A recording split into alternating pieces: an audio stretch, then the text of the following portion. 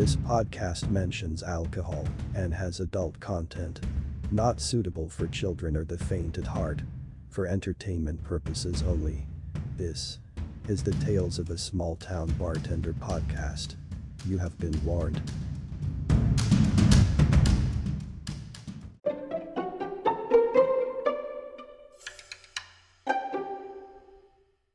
Hey everyone, this is Tony. This is Sean. Welcome back, everybody. Welcome back. Thanks for listening again. How are you? I am good. How are you? Having a good week? I'm doing great. Having a good week. A lot of interesting things happened over the last few weeks. So definitely want to talk about some of that. Definitely podcast worthy stuff. Okay. So anything on Ghost Watch? You know, I don't remember if I told you last week. I don't remember if I happened last week or remember that video I posted with the little orb in the bar? Yes. So it happened again with the orb in the bar with the same camera. Oh, no kidding. It set off the motion detector and it videoed it. Yes. Oh, wow. It's crazy. It's creepy. It set off a motion detector. Mm-hmm. So a lot of people say, and I really am of the inclination that typically it's dust reflected by some type of light source that flies in front of the camera. But when you're tripping off motion detectors, that seems a little bit kind of like next level. It's got to be a little bigger than a piece of dust to trip off the motion detector. I would think so. I mean, because I have motion detectors in my house. We have an alarm system. And my dogs wander around and they don't set that off.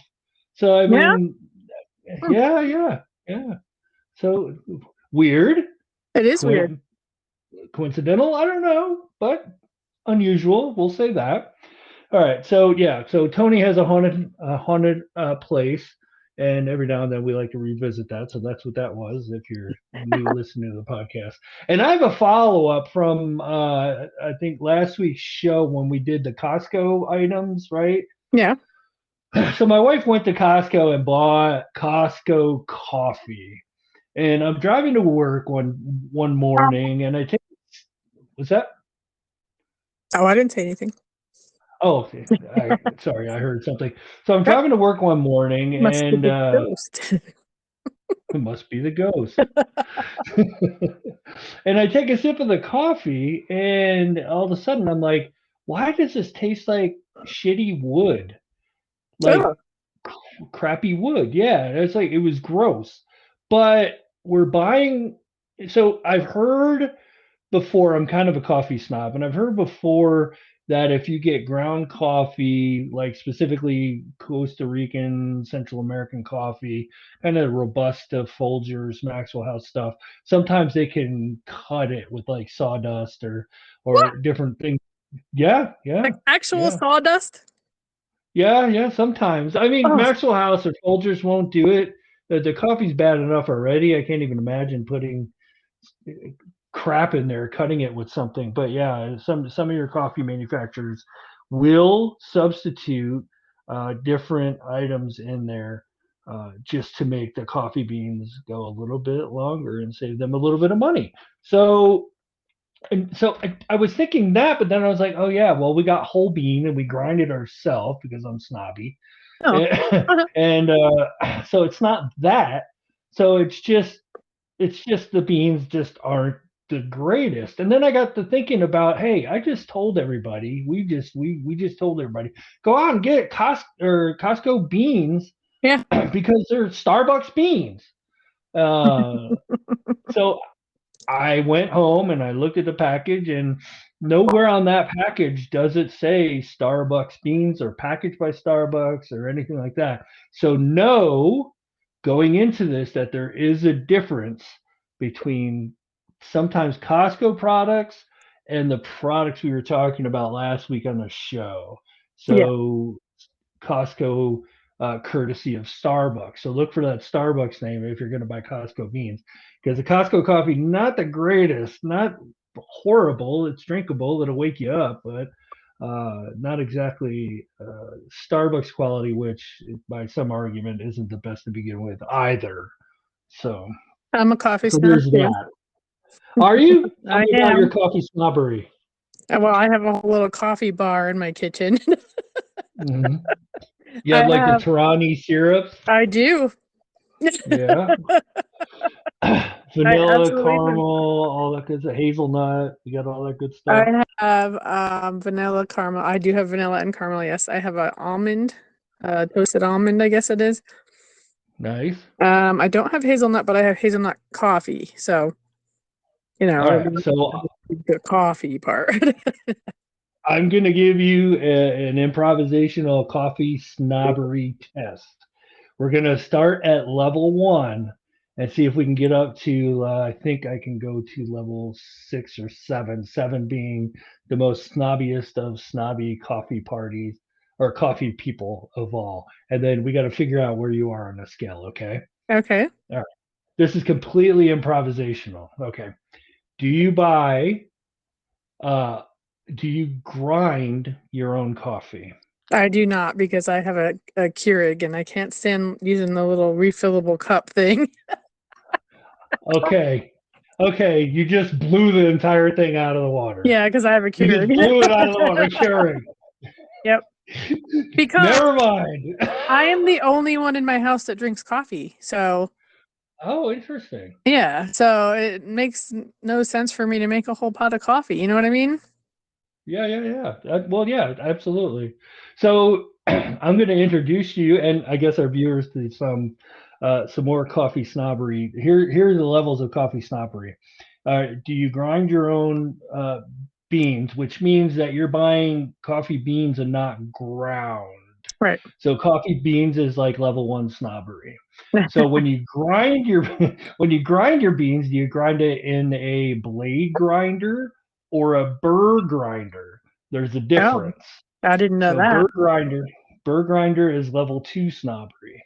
A burr grinder gives you more consistent kind of grounds, where a blade grinder you can have big chunks in it and stuff. Not as consistent as a burr grinder. That's level 2 of coffee snobbery. Level 3 is if you have multiple ways to brew your coffee, like say a drip pot, a percolator, an AeroPress, a French press. Oh wow. So here's the thing, Tony. Here's the thing. If you want to up your coffee snobbery game, look into a French or AeroPress. They allow you to make small amounts of coffee with minimal ish labor, and you'll be able to enjoy better coffee than what comes out of a Keurig. But because you'll be able to get better coffee, like even if you go up to a Starbucks bean and grind it and in your own kitchen and create a French press, it's so much better. Yeah. Than drinking the plasticky Keurig stuff, and you would notice a difference pretty much right away. Your Italian palate from eating tremendous food would appreciate that. And then you can start getting into serious snobbery by ordering your beans online from places like Fairbanks, Alaska, which is where I get my beans Oh, from geez. the Alaskan Roasting Company. I've been ordering. My I thought friend I and was I have bad. been. I thought Oh I man, was my bad. friend and I, we've been ordering from the Alaskan Roasting Company probably for 25 years. They're amazing. They have such good, amazing beans that have won worldwide awards and stuff. Oh, so good. Make your whole house smell like coffee, and really good coffee too. It's incredible. But there's so much out there. Oh yeah, another Turkish coffee is amazing. Oh wow, Oh yeah. I got introduced. Oh gosh, but man, I'll tell you what, it'll put some lead in your pencil. Yeah. That stuff don't jack around, man. That is like straight jet fuel. That 4 times as worse of espresso.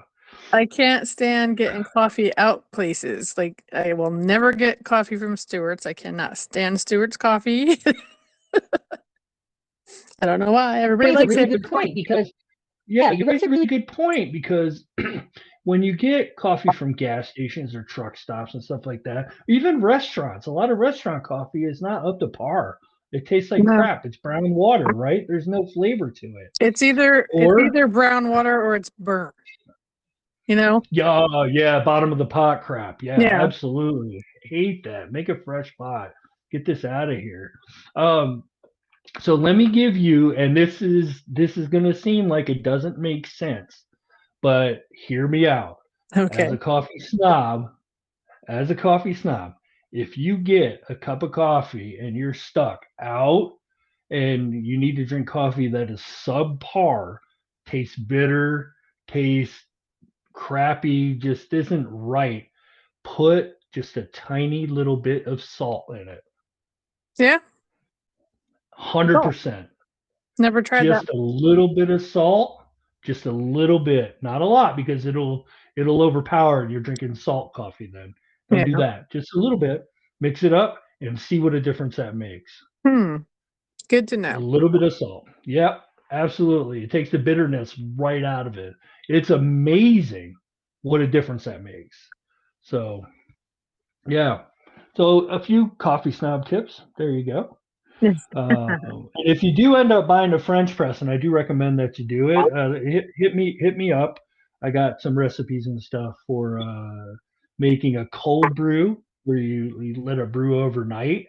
It's amazing, Mm. way better than iced coffee, like light years better than iced coffee. I actually make a cold brew in a French press every night for work in the morning, and also for hot coffee as well because the recipes are a little different. Oh, excuse Mm. me, a little bit less less beans for hot French press than a cold brew. So yeah, there you go. Hit me up. I'll hook you up with some recipes and get you started down your coffee snobbery. You'll be drinking with your pinky out in no time. My husband's gonna hate it. I already got the whole corner of the kitchen taken over with all my coffee stuff. Yeah. Yeah. Yeah, you definitely need to have more. Definitely need to have more. Or you can who knows? Maybe you will get fluent enough with the French press that you'll be able to get rid of the Keurig and minimize your space. Yeah, true. Tell them to look at it that way, honey. I know this is a lot. I know you're processing a lot right now, but we're good. There's a way to get to the other side. Just bear with me. Anyway, so yeah, if you get a French press, let me know and I'll hook you up.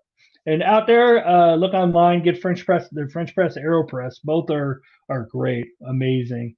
Use good coffee with them, and you'll get great flavor, and it'll change your life. Good So to know. make your mornings a little bit more enjoyable, especially after you've been bartending till 2-3 o'clock in the morning, right? Yeah. Hey, So maybe I'll turn the bar into a coffee shop. maybe you could have a little coffee shop on the side and make a few extra bucks Yeah, for right. when people are going home and grab a coffee on the way out. There's $5-10 right there. Yeah. Yep. More money. Well, who knows? I wonder if that's legal. What, to give them coffee? Yeah. Well, I mean, Why not? just set up like a coffee bar Oh, inside. inside a Oh yeah, liquor bar. we can serve coffee in there. See? Mhm. Hey, you got a whole untapped market. Yeah. A way to bring more people out. And then the kids these days with the coffee shops, the drive-up coffee shops. I don't know if Mhm. they're a big thing back in New York, Oh, but they're they're popping them up sprouting up. everywhere. Yeah, right. Exactly. That's what I was going to say. They're everywhere. But they've been drinking a lot of energy drinks from those same places. So they make like concoctions based on Red Bull or something or Monster energy drinks Yeah. they're really tasty and really good. I mean, they're not coffee and they're kind of geared towards the younger generation, but they're pretty tasty. Do you So know we don't serve Red Bull at our bar? Any energy drinks? why not?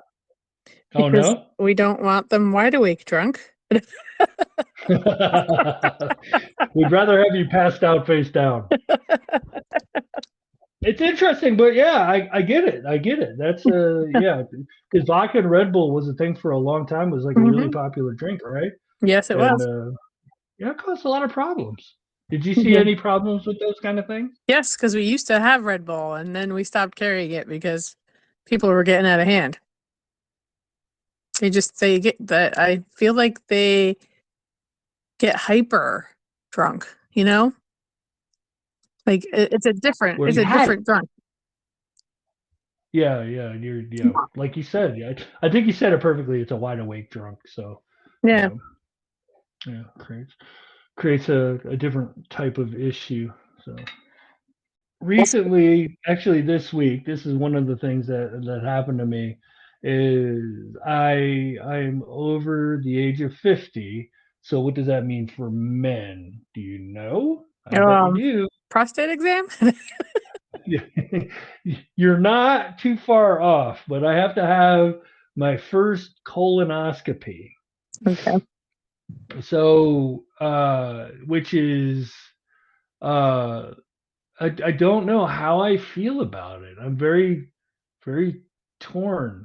Hopefully not in the physical kind of way after it's over, but so I went to a screening appointment earlier this week, and they're prepping me for it. And my pharmacy now has the equivalent of colon blow waiting for me to pick up, right? Yeah. Because if you're unfamiliar, you got to take this stuff the day before that makes you pass things you ate when you were 8 years old, and to get ready for the exam. Yeah. Right. It's a lot better than it used to be. My trade was pharmacy technician, and that's right. We used to give out. It was a full gallon jug. It just had the powder in the bottom. You had to add the liquid to it. So you had to fill the whole thing up with water. You had to shake it, and you had to drink that whole gallon. And from what I hear, it did not taste good. It was called Go Lightly or something. There wasn't nothing lightly about it. Yeah. Go lightly. Go lightly. But they changed Grab that. both sides of the bowl. Yeah. Right. Right. So I haven't picked it up yet from the pharmacy, but the procedure isn't until for about 6 more weeks. So I got time, but and believe me, I'm going to talk about it on the show. So stay tuned. They said now here's something new that they didn't do before, is when they're up your ass, and they got the camera in there and everything. No, I mean, why? I know. I mean, it's like childbirth. I mean, here's all my bits. Just look at it. There it is. Yeah. Right. Yeah. Yep. Childbirth. You have nothing private. Then that's basically what this is for men. So when they're doing their procedure and they're scoping the intestine, if they find a polyp, they cut it off on the spot right there. They're just like, nope, snip. Okay. Didn't know that. I don't think they used to do that before. Somebody correct me if I'm wrong. I don't know. I haven't had it done. They're in there with a pair of scissors. Is that not alarming to anybody? A pair of scissors? I don't think it's a pair of scissors, but it's not a scalpel. It's got to be something sharp. Yeah, something sharp. Roaming around in there, just cutting stuff off. It could just be a laser. You know what I mean? Oh, true. He did mention cutting, though. I do specifically remember that because I was kind of mentally scarred from that. I would assume it would be a laser. I had my gallbladder out, and that's what they did. They went through my belly button with the camera, and then they made a little slit, and they lasered it, and they pulled it out through this little tiny hole. Yeah. I have a feeling I'm gonna wish they went through my belly button for this one. No, you don't. No, you don't. My wife had that done, and it was miserable for her as well. It was miserable. My belly button is all scarred now. And then off on the side, it really hurt from where they were resting instruments and stuff. She said, very awkward, very uncomfortable. But yeah, hopefully I'll be able to bounce back and really get things taken care of. But I will be talking about this on future podcasts. So mark your calendars, folks. Mark it down. Sean's colonoscopy coming at you. Unfortunately, not live. Yeah, but I've heard things like, go ahead. At least we're not going to have video. Oh, Yeah. Well, you may have video of me coming out of anesthesia. So That that would be would be entertaining. hilarious. I've got a history, by the way, of having issues with that. And by having issues, I mean saying stupid stuff. Okay. Um, so we'll see. We'll see if my wife is able to capture me in all my glory. But I had my brother-in-law got a colonoscopy, and they pump you full of air, So and then they do that go for ahead. the gallbladder too. Do they? So I guess it makes it easier, right, to get around in Yeah. there. They said it was to push the gallbladder down under the ribs so they could get to it. Oh, okay. Well, that makes sense. That would make it easier. So yeah, they pump when you're doing a colonoscopy. They'll pump you full of air, and then we'll go in. But then afterwards, they won't let you go home until obviously you come out of the anesthesia and you're you're able to have a conversation, or B, you fart all the air out. Oh goodness. So so my brother-in-law had an experience where he basically one of the nurses was acting like a fart cheerleader for him. And as much as I'm regretting having to do this, I'm kind of looking forward to having a fart cheerleader. If Imagine that's having in that fact job. the case. She's like, okay, come on, you got to push that air out. Let's go, you got to push it out. And then he would pass gas, and she'd be like, Ooh, that was oh, a that's good a one. yeah, that's exactly it. That's a good one. Good job, and clapping and shit. Like, Wow. can we have a whole team of cheerleaders here? Something? No, probably a bad idea. Anyway, so in another story related to the same area of the body, this is kind of Oh no. gross, and I apologize. So I had to drive down to southern Arizona, and it's about 4.5, 5 hour drive from where I live, and there's a lot of desert and a lot of nothing between here and there. There's about a handful of towns between here and the place I was going, and if you find a gas station, sometimes that's a good idea just to stop. So I had grown accustomed to stopping at this one particular gas station, which was about halfway. Made sense. Yeah. Had a decent selection of drinks, was clean, was squared away, was a major gas station name. So it was, well known. And so I went there, and the last time I drove through there, or 2 times ago, I should say, their bathrooms were down. And this was about, I would say, 6 weeks prior to a couple weeks ago when I went there again. So 8 weeks ago, I drove through, and their bathrooms were down, and they had 4 porta potties on the side of the building. Oh no. And yeah. Oh yeah. Oh yeah. So I mean, no big deal. You've used a porta potty before. I was in the Marine Corps. I mean, I've gone to the bathroom in very unusual situations and very unusual conditions, and some of it just absolutely horrifying, uh, for lack of a better word.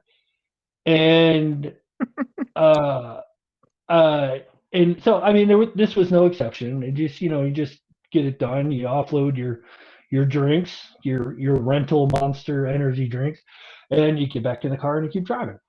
So weeks ago, I drive through and make the stop at the same gas station, and in 6 weeks they still hadn't got their bathroom fixed.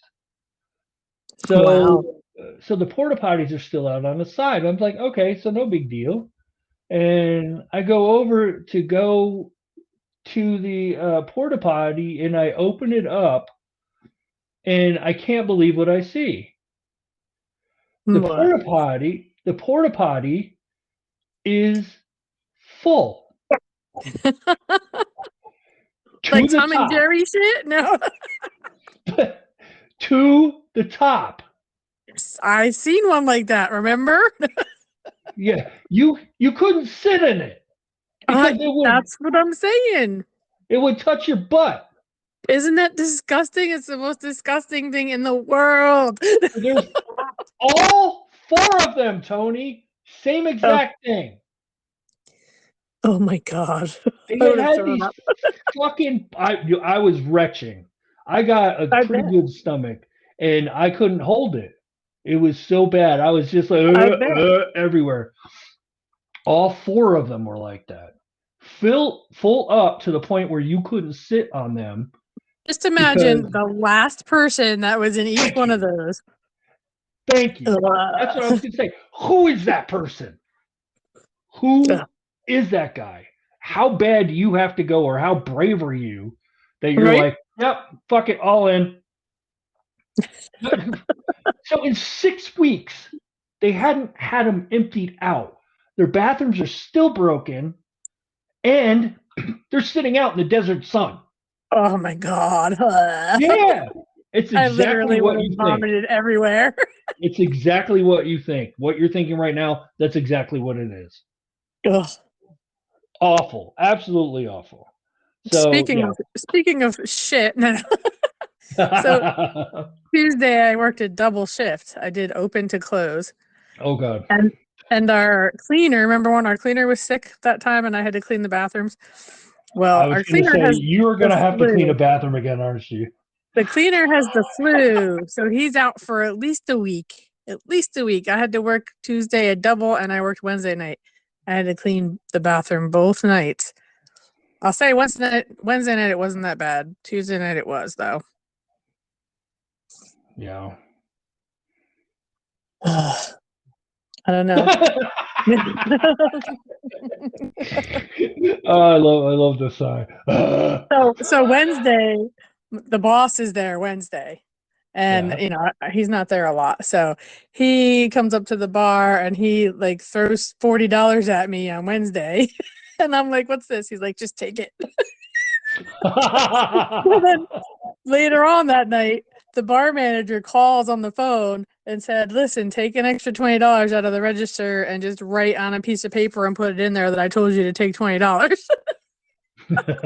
That's how bad they were? All right, well, they're paying me $60 to clean, so. What the hell? Why? Why is it that bad? It wasn't as bad as it was before. It just smells in there, and they always get pee on the floor. It smells like pee in there. That's the guys. Yeah, and there's always pee on the floor. Like they can't get it in. There's a urinal in there on the wall. Yeah. Like guys overestimate the length of their penis. So when they're going to the bathroom, there's lots of drippage and stuff. It's always gross in there. So then I mop the floor first, and then I let it dry before I go in there and clean the bathroom because I don't want to walk and pee. No, you know? no. Do you use like bleach? No, we use Pine Sol. All right, so it smells for the floor. Cleanish. Yeah. Good. I mean, that's good. It's just it always smells like pee in there so bad, like so bad. That's what I'd say is like bleach will take that smell out.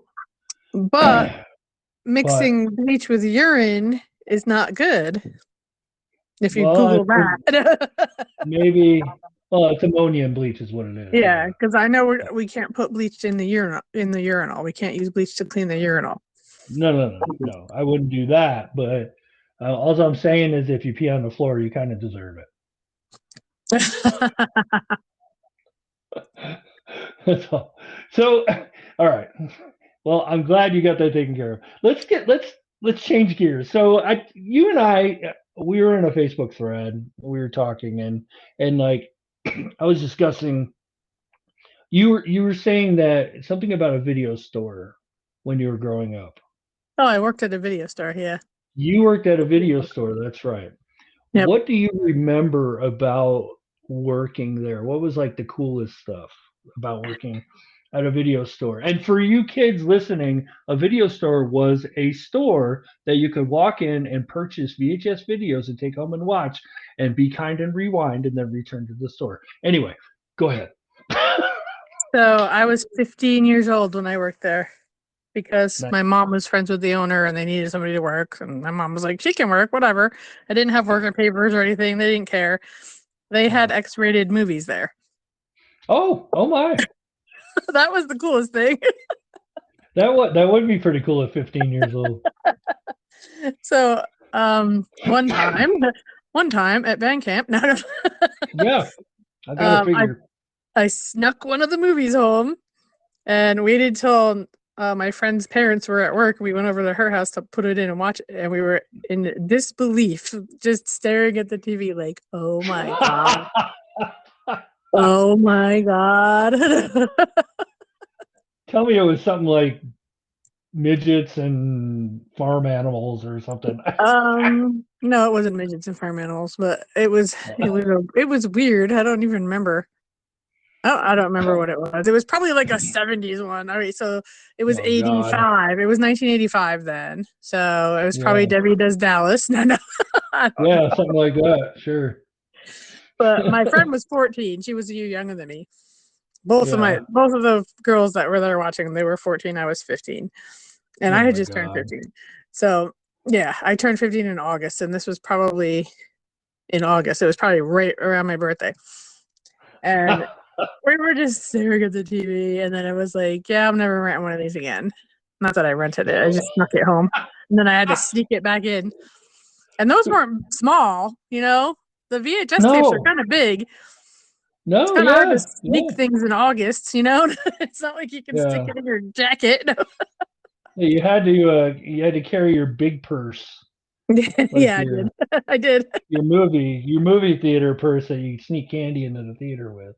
But you know, nobody ever rewound those tapes. We had a little rewind thing behind the counter, and I always had to check every tape that came back, and I had to rewind it. Yeah. Oh, gosh, those were the days, huh? So there was creepy guys that would come in and get the X-rated tapes and come up to the counter and be like, you know, like. Oh God. And I'd be like, I imagine. You know, I'm 15, right? Yeah, I imagine they didn't care. No. So, good times. So, the reason why that conversation came up was because we were talking about the Faces of Death series of movies. Yep. Which was a big deal back in the day. Mm-hmm. It was gross and disgusting, and their first real look at a building jumper, or I can't remember any of them anymore. It's been 40 years, but just really gruesome close-up stuff. And then after Faces of Death, when the internet came out, there was a website called Rotten.com. Oh, I don't know if God. You remember Rotten? Yes. I don't know if Rotten's still a thing, but gosh, man, we were the grape jelly and the potato. Do you know what I'm talking about? I'd have to look. It sounds familiar. That one sticks in my head. The guy went to the emergency room and he had a potato and a jar of grape jelly stuffed up his butt. Oh my God. Yeah. I remember seeing a potato, and I remember seeing like mason jars and stuff there. Yeah. Stuffed into people's orifices, which is both of them at the same time. Oh God! Oh, I didn't know. I don't remember that one. Both of them at the same time. Potato. When a potato is not enough, right? Smucker's grape jelly. A potato and a jar of jelly. That's a missed advertising opportunity from Smucker's right there. Oh, when God. a potato is just not enough. But so Faces of Death is always good. But and then Rotten.com, and then the real gruesome stuff, and that's really when it started. All that really nasty stuff of the internet really was sprouted off of that Faces of Death. But I came up with an idea, and we're gonna have a little bit of fun here, and then we can wrap it up. So since you were 15 years old and you worked at a movie tape store in the 80s, we're gonna play the movie game. I'm gonna read you the description of an 80s movie. Okay. And you're gonna try to tell me what the movie is, and then try to get the year. Okay. So Oh, I'll try to give get you an the year. example. I'll be bad at the I'll year. I'll give you an example. A 17-year-old high school student is accidentally sent 30 years into the past in a time-traveling DeLorean invented by his close friend, the maverick scientist Doc Brown. So I know it's Back to the Future, but I don't remember what year it was. If you can get it plus or minus one, I'll consider it a victory. I'm going to say 84. You got it. 1985. Okay. Good job. All right. Some of these are going to be easier than others, but some of them are going to be a little bit more difficult, but to start relatively easy, I think. All right, here we go. A troubled child summons the courage to help a friendly alien escape from Earth and return to his home planet. E.T. Very good. What year? God. 1980. Ooh, very close. 1982. Very close. I'm bad with the years. No, yeah, I know. I mean, it's been 40 years, for God's sake. Yeah, right? But just trying to make it fun, trying to make it interesting. Okay. A family heads to an isolated hotel for the winter where a sinister presence influences the father into violence while his psychic son sees horrifying forebodings from both past and future. The Shining. I read the book first. Very good. Outstanding. Can you ballpark the year? I'm going to say 82. Very close. 1980. No. That was right. That one actually surprised me. I thought it was later than that. Okay. After the crew becomes sick with food poisoning, a neurotic ex-fighter pilot must safely land a commercial airplane full of passengers. Is that Airplane? Ooh. That is Airplane. Good job. What year? That was one of the harder ones. Wow. What year? 1980? Very good. You nailed it. 1980. Oh, yeah? Wow. Okay. Yep, you got it. All right. This one surprised me. It was in the 80s. I didn't think this movie was in the 80s, but it is. All right. A human soldier is sent from 2029. Weird, because that's in 5 years. To 1984 to stop an almost indestructible cyborg killing machine sent from the same year, which has been programmed to execute a young woman whose unborn son is the key to humanity's future salvation. And he'll be back. What was the name The Terminator. of it? You got it. What year was it? 1984. Just because he was sent back in 1984. Nailed it. Got it. 1984. All right. This is a little bit more difficult. All right. Buckle up. After a selfish LA yuppie learns his estranged father left a fortune to an autistic savant brother in Ohio that he didn't know existed, he absconds. I already know it. What is it? Rain Man. Yeah, he absconds with his brother and sets out across the country, hoping to gain a larger inheritance. What year was it? Oh, God. That one's a hard one. 1985. Pretty close. The year we graduated, 1988. 88. Believe Okay. it or not. That one surprised me too. I thought it was earlier. All right.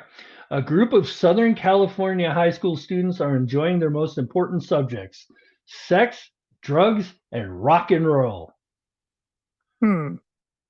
This is a tough one. Yeah, there's not a lot of description. Southern California students, sex, drugs, and rock and roll. I don't know. Fast Times at Ridgemont High. Okay. It's a pretty generic could be a couple different ones. Yeah. Yeah. That's a pretty generic description. That was a tough one. I almost said Breakfast Club, but that's the okay. What year Fast Times at Ridgemont High? Let's see. I'm gonna guess 84. Pretty close. 1982. Fast Times. Yeah, that was 82. I was 12 when that came out. Damn. Can you believe it? I know. That's what I'm saying. All right. Teenager Nancy Thompson must uncover the dark truth concealed by her parents after she and her friends become targets of the spirit of a serial killer with a bladed glove in their dreams, which if they die, it kills them in real life. What is it? Nightmare on Elm Street. You got it. What year is it? You know Johnny Depp was in that? Yes, I do. Let's see, 1983. Oh, you got it. 1984. Very good. Yeah, well, All right, just a couple more. All right, these are a little bit. These next two are tough. A writer recounts a childhood journey with his friends to find the body of a missing boy. Stand By Me. You got it. Ding, ding, ding, ding. What year did Stand By Me come out? That's hard. It is hard. Wow. 85. 1986. You got it. I'll give you that one. I'm getting close. And I had to put this one just because of this. Iowa farmer Ray Kinsella is inspired by a voice he can't ignore to pursue a dream he can hardly believe.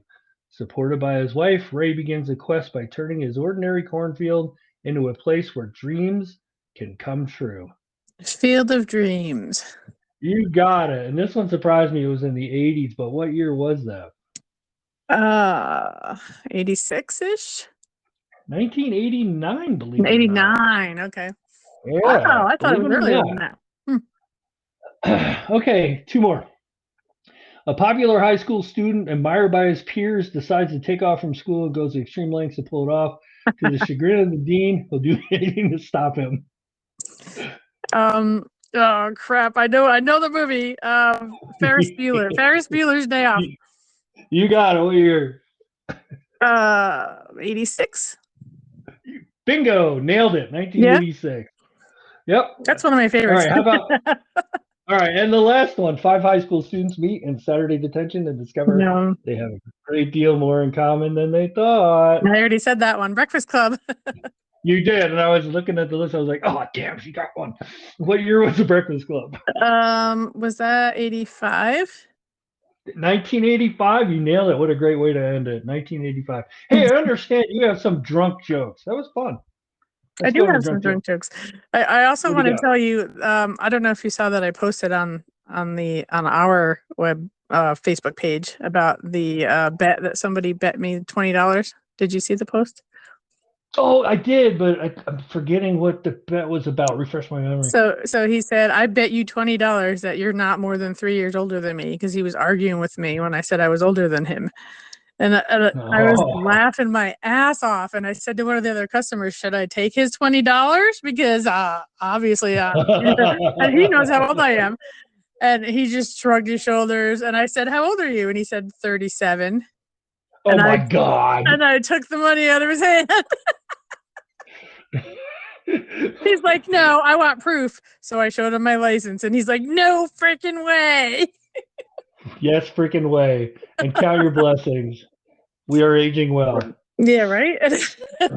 Congratulations. That's actually a compliment. That's a big compliment. He's like, "You are not more than 3 years older than me." And I was like, "Well, how old are you?" You want to fucking bet, buddy? 37. I was like, "I have a son almost your age." I wish I was 40 again. Good Right? God. All right, what drunk jokes you have? Okay. A drunk was in front of a judge. The judge says, "You've been brought here for drinking and molesting women." The drunk guy says, "Great, let's get started." I got a couple of them. Go ahead. 10 years ago today, I married my best friend. My wife's still really angry about it, but me and Dave were drunk and thought it was a great idea. Oh, my God. Funny. This one is hilarious. I love this one. A mathematician stumbles home drunk at 3 a.m. and his wife is livid. "You swore that you'd be home by 11:45, she yelled. "No," slurs the mathematician. "I said I'd be home by 11:45. Get it? 12:45, 11:45 would be 11:45. 11:45 is 3. 3. 11:45 Oh my God! is Jesus 3. He was home at 3 a.m. God.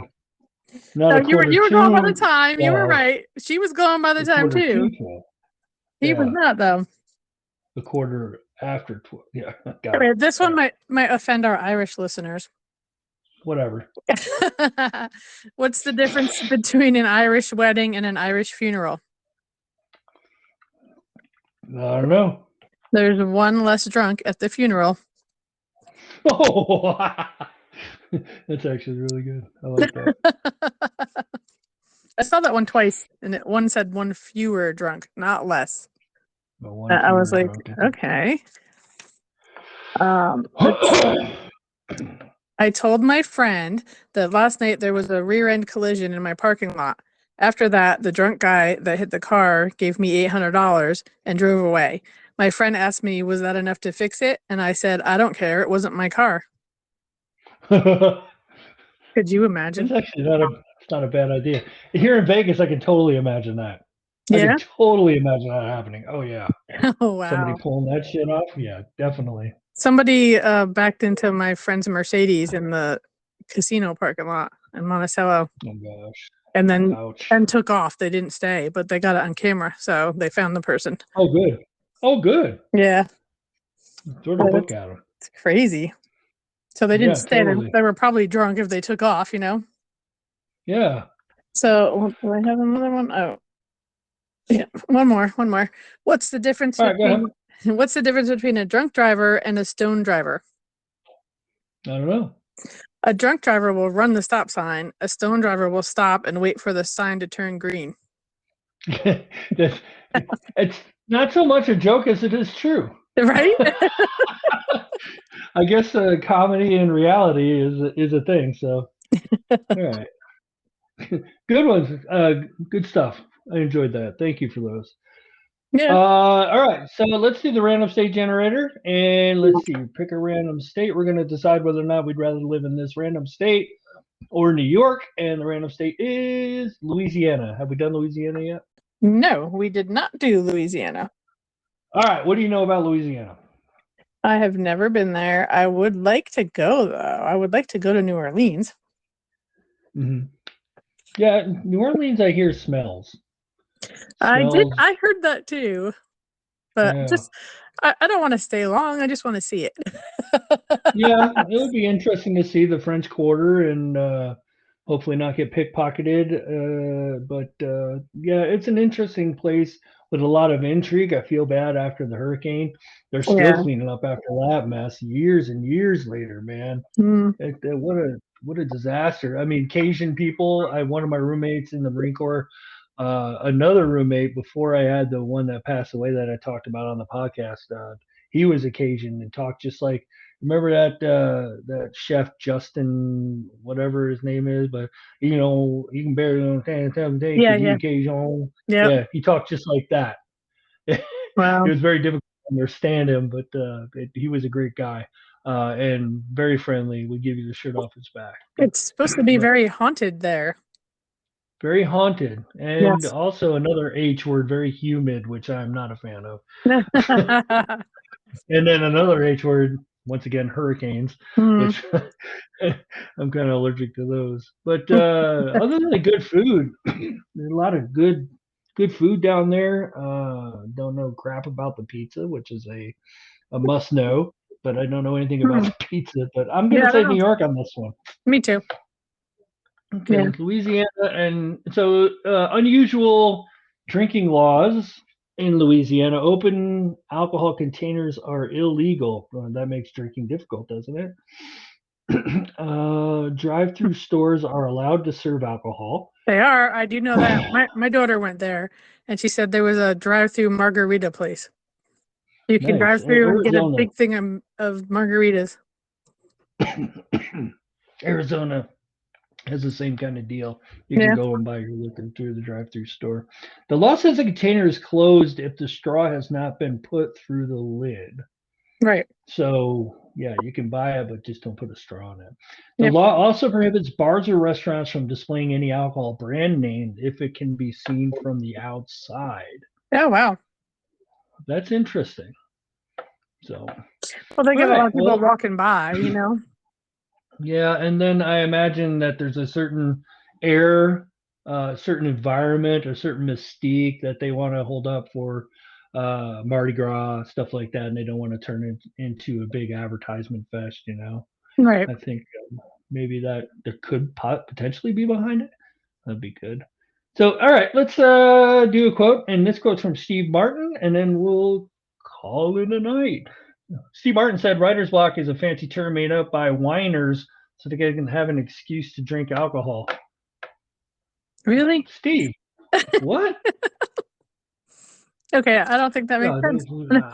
I don't think I need an excuse to drink alcohol, Steve. I'll just do it. Yeah, right? That was a bad one. Sorry about that. I did not proof that one. That and it shows. Ugh. Gross. I feel okay. icky. That's okay. Steve Martin said it, not you. All right. So if you guys want to get in touch with us, we have talesofasmalltownbartender@gmail.com. We have talesofasmalltownbartender.com is our website. And if you want to put some gas in the show's tank, you can go to buymeacoffee.com/toastb. That's Tales of a Small Town Bartender. Buymeacoffee.com/toastb. We have a YouTube channel at Toast Bartender. Hopefully we'll put some content up there shortly. And then we have something new. The content is up there, by the way. Oh, we do have content there? The content is up there. All 40 episodes are on YouTube. Oh my gosh, there we 41 go. now. 41 now. All right, well, I'm Sean. I'm Tony. Be good to each other.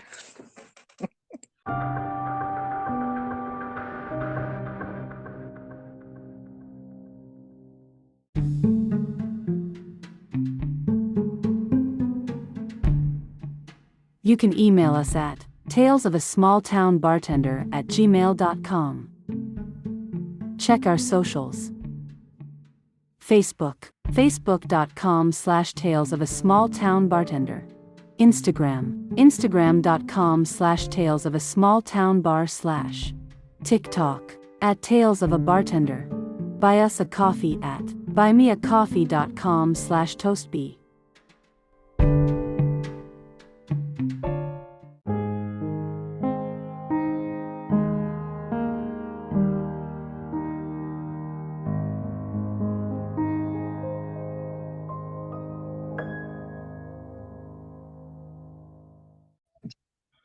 Yeah, man.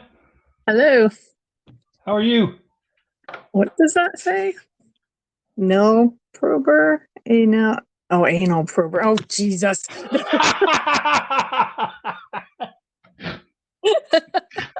I know I got a good one when I hear, "Oh, Jesus."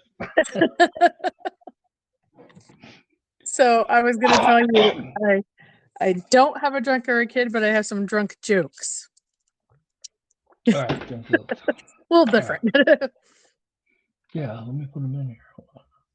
Also, I have a link for people to leave us a voice message. Oh God. And we can put the voice messages on the air. Nobody's gonna do it. Nobody ever sends us emails anymore. This has a thing where like this could catch wildfire and could become an internet meme.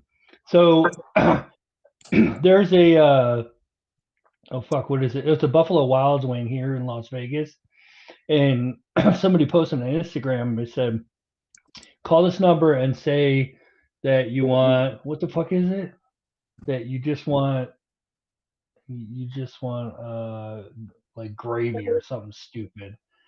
And everybody's calling the place and just asking for gravy.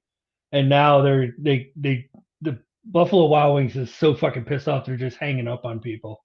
Oh yeah. So like hundreds of phone calls to them. So that's what I'm picturing with this. No. Well. Anyway.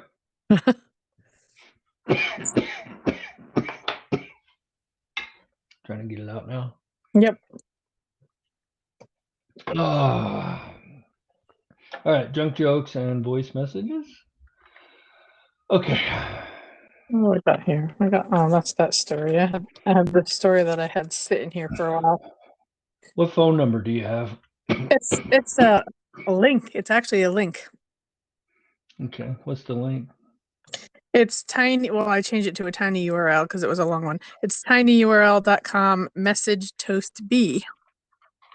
tinyurl.com. Oh, There's a slash message toast. TOASTB. Okay. Or it could be massage toast food. Massage toasted baby. I like that version better. Yeah. All right. Okay. You got a bottle of water? Yeah, I got a half a gallon of it actually. No, geez. Kill it with a flamethrower. Okay.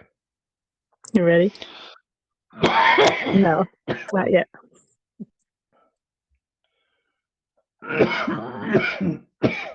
Damn it, I've been fine all day.